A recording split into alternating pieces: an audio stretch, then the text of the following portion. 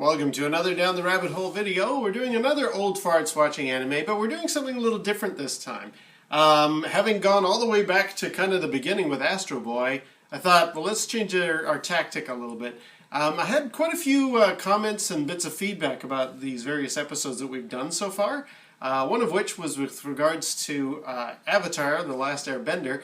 A fellow left a comment, Marick Thompson I think is his name. He said you really need to watch at least episode 2. I mean, we'd like to watch all of it, of course, because it is a really excellent series. So we're going to give that a try. We're going to watch episode 2 of Avatar, The Last Airbender. I think it's called The Avatar Returns.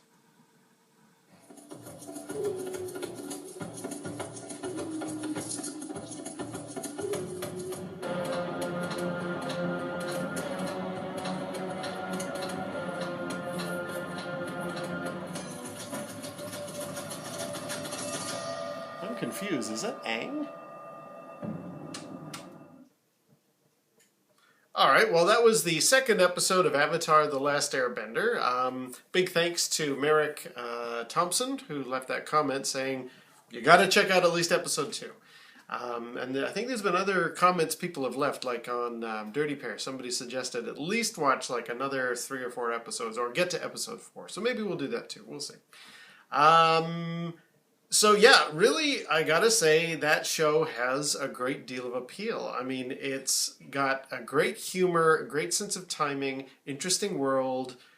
There is a lot compelling to Avatar that is pulling me in, making me tempted to check out even more of the series, because the interaction between the characters and the action is really well done. Now, a couple of other things that I've discovered since we posted our first Avatar review.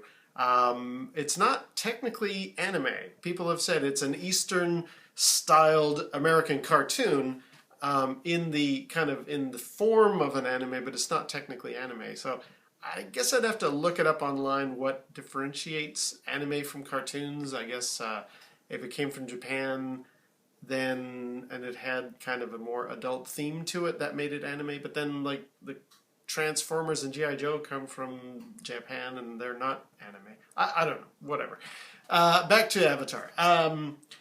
One thing that I was really noticing when Marick said the thing that he really liked in this episode was the fight scene. I wasn't sure which one, because there are a couple of them.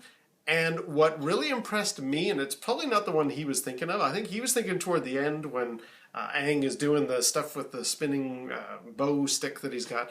I'm sure that was the fighting scene he was thinking of, but for me, what really impressed me as a sign of maturity in the writing and the story was the fire people come in and are threatening Aang and all the villagers of the water village, and Aang's result, or Aang's reaction to that, is to surrender and say, no, I'm going to protect these people.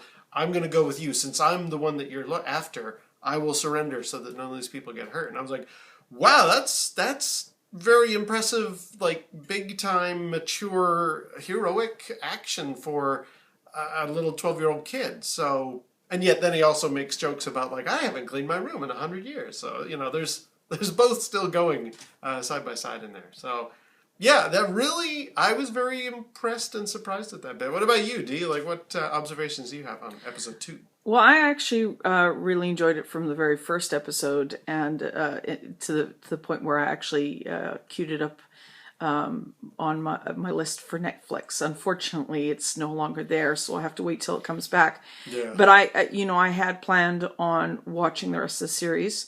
And, it was just a matter of trying to get, time for us together to be able to, to watch it together. Mm. And, that's the big thing is, time.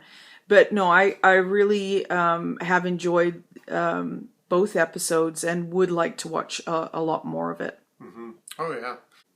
I can't remember the name of that big furry creature that they ride and they can make him fly into the sky, but there was some very funny bits involving him with Takara or Kataro. I can't remember the girl's name. I thought it was Korra. Wasn't she? Yeah, I thought it was Korra as well, but it's been a while since we've seen it, but I know like there's a spin-off series from Avatar where it's the Legend of Korra, and I'm like, well, that's the girl, but this isn't.